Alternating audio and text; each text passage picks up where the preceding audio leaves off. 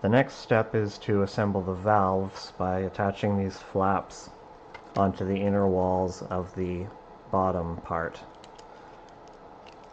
And there are some dotted lines here, which printed kind of weirdly this time, but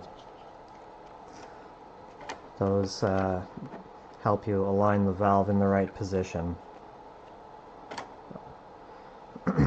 So to make sure the valve doesn't move while I'm welding it, I'm just going to put something in there to pin it in place without deforming it, but just enough pressure that it won't move or lift up as the TPU is kind of squirting in underneath it.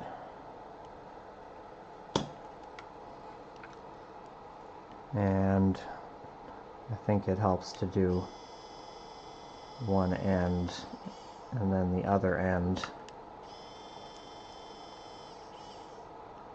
before doing the whole way across.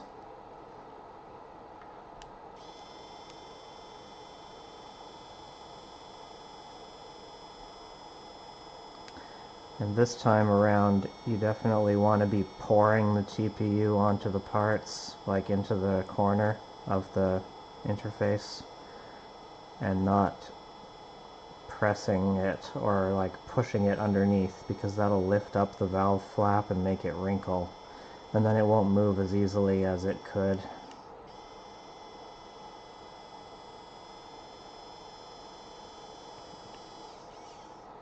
And that's one.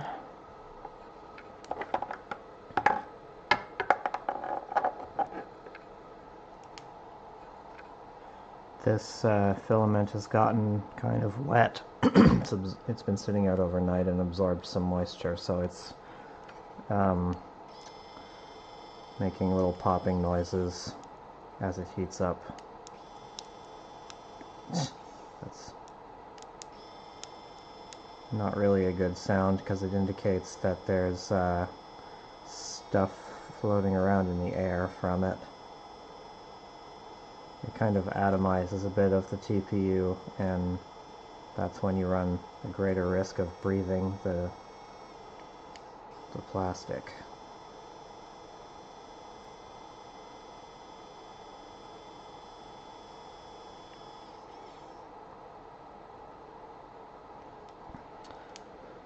Okay, that should do. And then the top one. By the way, first you want to make sure there's no real bumps or large strings in the way. This one has a little bit of some layer shift defects, but it'll still seal okay. Because the way a valve flap works is the higher the reverse pressure, the more tightly it presses the flap against the hole that it's covering, and so kind of until something breaks, no matter how much pressure you apply, the amount of reverse leakage is about the same.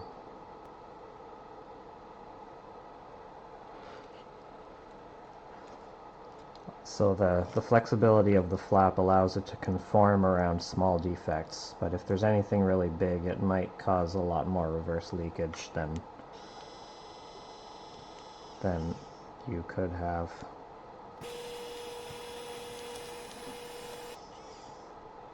On that second pass, I dragged the nozzle of the pen on the PETG surface to let it melt the PETG slightly, and that makes the bond stronger.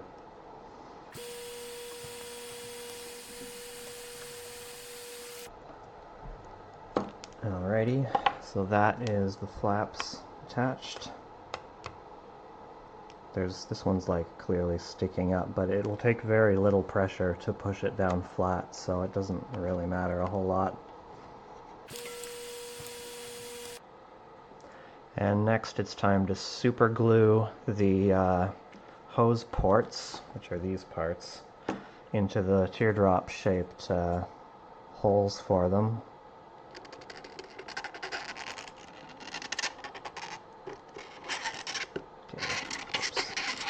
That was a bit excessive, but oh well. That was way more glue than was really needed.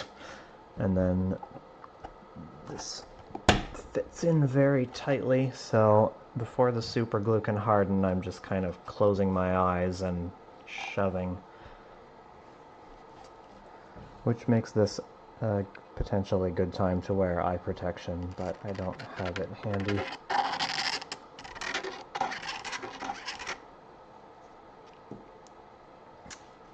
And next one. There. And of course I could have used baking soda, but I don't think I should, because it's such a tight fit. If I try to shove it in and it won't go all the way before the glue starts hardening, then I'll be in trouble. So I'll just do this the normal way, just using the super glue itself, and I'll wait half an hour before I use it.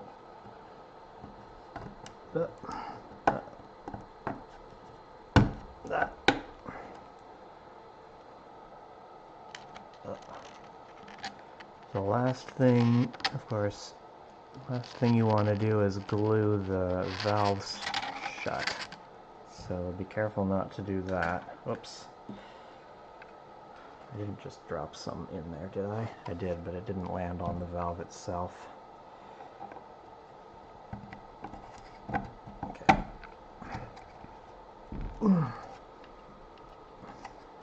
Those should be fine without any clamping.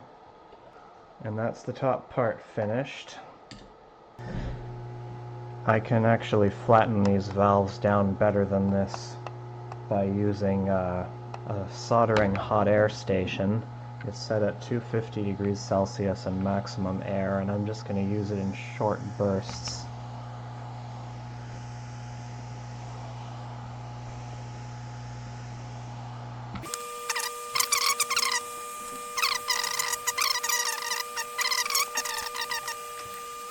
And then when those cool down, they should be flatter than before.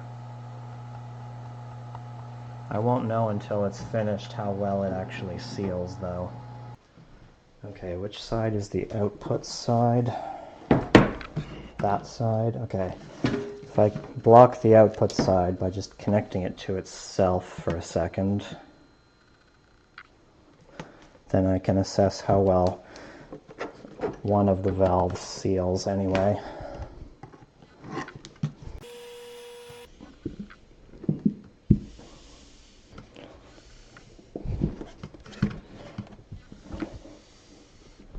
Yeah, there's like no air coming out.